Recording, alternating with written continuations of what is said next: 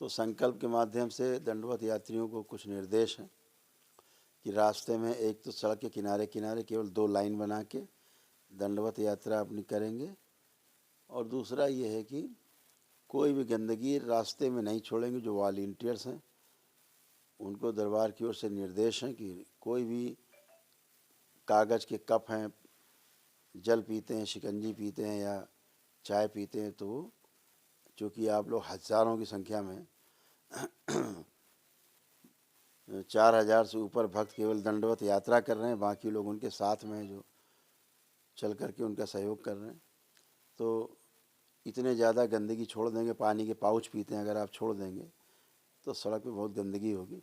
तो एक बोरियां रखें प्लास्टिक की, सारा उठा करके उसमें इकट्ठा करें और जहाँ कूड़ा डाला जाता है वहाँ पहुँचवाएं उसको गाड़ियों से।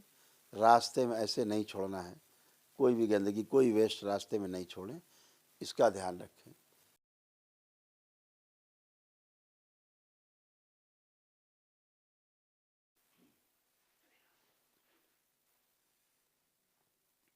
सभी लोग प्रेम से बोलिए सतगुरुदेव भगवान की। तैयार सब लोग संकल्प के लिए। यूट्यूब पर, फेसबुक में जो जुड़े हुए हैं, संकल्प के लिए आज मंगलवार है, वो सभी लोग भी संकल्प के लिए तैयार। क्योंकि दंडवत यात्रा चल रही है शहर से, कानपुर के सरसैया घाट से दंडवत यात्रा चल रही है। उसमें थोड़ी व्यस्तता होने के कारण कि जो दरबार के भक्त हैं, बाबा के भक्त हैं, शिष्य हैं बाबा के, उनके साथ थोड़ा समय बिताया गया। अब वो शुरू हो गई हैं दंडवत यात्रा। अभी रात्रि में आज विश्राम हुआ है, जहाँ से विश्राम किया है वहाँ से कल से पुनः सभी लोग शुरू करेंगे। तो संकल्प के माध्यम से दंडवत यात्रियों को कुछ निर्देश हैं कि रास्ते में एक तो सड़क के किनारे किनारे केवल 2 लाइन बना के दंडवत यात्रा अपनी करेंगे, और दूसरा ये है कि कोई भी गंदगी रास्ते में नहीं छोड़ेंगे। जो वॉलंटियर्स हैं उनको दरबार की ओर से निर्देश हैं कि कोई भी कागज़ के कप हैं, जल पीते हैं, शिकंजी पीते हैं या चाय पीते हैं, तो चूँकि आप लोग हज़ारों की संख्या में 4000 से ऊपर भक्त केवल दंडवत यात्रा कर रहे हैं, बाकी लोग उनके साथ में हैं जो चल करके उनका सहयोग कर रहे हैं। तो इतने ज़्यादा गंदगी छोड़ देंगे, पानी के पाउच पीते हैं अगर आप छोड़ देंगे तो सड़क पे बहुत गंदगी होगी। तो एक बोरियां रखें प्लास्टिक की, सारा उठा करके उसमें इकट्ठा करें और जहाँ कूड़ा डाला जाता है वहाँ पहुँचवाएं उसको गाड़ियों से। रास्ते में ऐसे नहीं छोड़ना है, कोई भी गंदगी, कोई वेस्ट रास्ते में नहीं छोड़ें, इसका ध्यान रखें। कहीं जाम लगने की स्थिति हो तो पहले किनारे हट करके प्रशासन को पूरा सहयोग करते हुए और स्वयं भी प्रशासन की जगह सहयोग करें कि जाम न लगने पाए शहर में।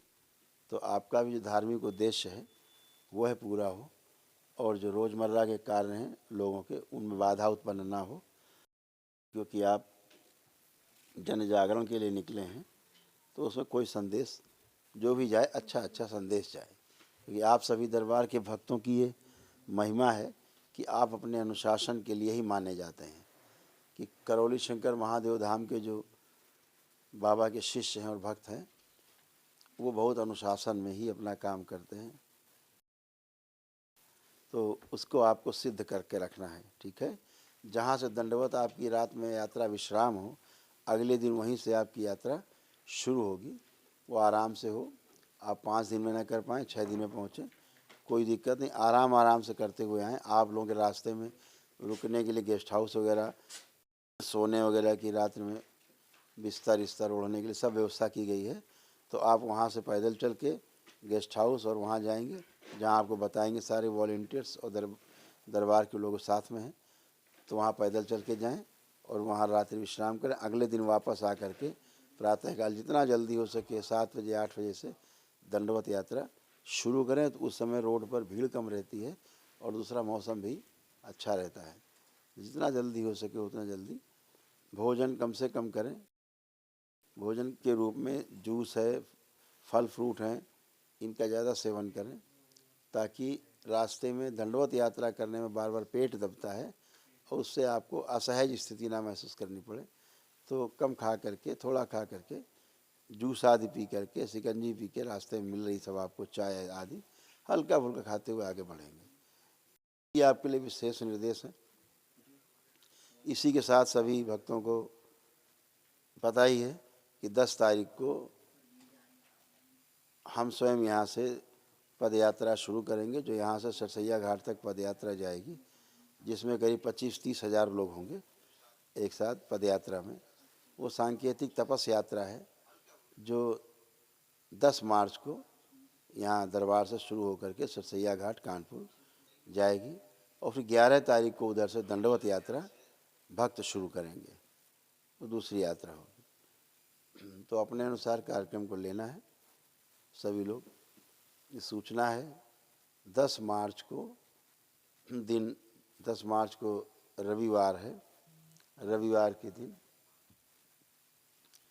थोड़ा छुट्टी भी रहती, मार्केट बाज़ार आदि सब बंद रहते हैं, तो इतने आदमी निकल सकें इसके लिए ये दिन चुना गया है, ताकि कोई असहज स्थिति जाम में ना पैदा हो, जाम आदि ना लगे। तो रविवार के दिन यहाँ से पद यात्रा दरबार से शुरू होगी 10 मार्च को, और फिर वहाँ पहुँचकर हम लोग अमावस्या का हवन करेंगे 10 मार्च को ही। जब पहुँचेंगे सरसैया घाट तो वहीं 10 मार्च को हवन करेंगे, वहीं गंगा स्नान आदि हवन आदि करके, पूजन आदि करके, शाम को गंगा आरती करके, और फिर रात्रि विश्राम करके अगले दिन हम लोग, जो लोग अपने घर जाना चाहेंगे घर जाएंगे, जो लोग दंडवत यात्रा शुरू करना चाहेंगे वो लोग दंडवत यात्रा शुरू करेंगे। 11 मार्च से दंडवत यात्रा शुरू करेंगे। ये 2 यात्राएं, दंडवत यात्राएं, एक अमावस्या के बाद, एक पूर्णिमा के बाद सरसैया घाट से चल रही, पहले भी हो चुकी हैं, लोग कर रहे थे, बीच में मैंने बंद कर दी थी खराब मौसम के कारण, तो पुनः शुरू हो गई हैं। तो अपने अनुसार, अपने आस्था विश्वास श्रद्धा के अनुसार आप उसको कर सकते हैं। तो अब सभी लोग ध्यान रखेंगे 10 मार्च को तपस यात्रा जो हम स्वयं करेंगे, साथ में पद यात्रा हम स्वयं करेंगे दरबार से और सरसैया घाट तक, पतित पावनी माँ गंगा के तट तक पद यात्रा करेंगे। इसमें 25 से 30 हज़ार लोग लगभग शामिल होंगे। तो इसी अनुसार सूचना ग्रहण करेंगे, भक्त अपने हिसाब से आएंगे। अमावस्या में भक्त यहाँ पर एक दिन पहले, यानी शिवरात्रि के अगले दिन 9 तारीख को सभी लोग दरबार में आ जाएंगे, ताकि 10 को यात्रा प्रारंभ हो सके। ये ध्यान रखेंगे। जो लोग अमावस्या मनाने आते हैं वो लोग भी 9 तारीख को आ जाएंगे इस बार, ताकि प्रातःकाल 7 बजे यहाँ से जो यात्रा शुरू होगी, अमावस्या में 10 तारीख की अमावस्या है, तो अमावस्या में प्रातः 7 बजे से यहाँ पद यात्रा शुरू हो जाएगी, जो लगभग 1 बजे से 2 बजे के बीच में सरसैया घाट पहुँचेगी, और वहाँ पहुँचकर फिर अमावस्या का हवन होगा, जहाँ पूर्वज मुक्ति का कार्यक्रम होगा, वहाँ पे पूजन पाठ होगा, वहाँ पे होने वाले सभी कार्यक्रम संपन्न होंगे। इसके अनुसार अपनी अपनी सूचना ग्रहण करेंगे कि अमावस्या में भाग लेने वाले लोग 9 तारीख को ही दरबार आ जाएंगे, ताकि 10 तारीख को हमारे साथ यहाँ से प्रस्थान कर सकें। और ये भी ध्यान रखना है कि जिनके पास जो नहीं थोड़ा चल फिर सकते, उनके पास जो अपने वाहन होंगे वो अपने वाहन से इस पद यात्रा के पीछे पीछे भी चल सकते हैं, उनको ऐसी अनुमति होगी। ऐसा कोई नहीं है कि वो पैदल ही चलें, बुजुर्ग हैं, बच्चे हैं, तो अपनी गाड़ी में भी पीछे से चल सकते हैं।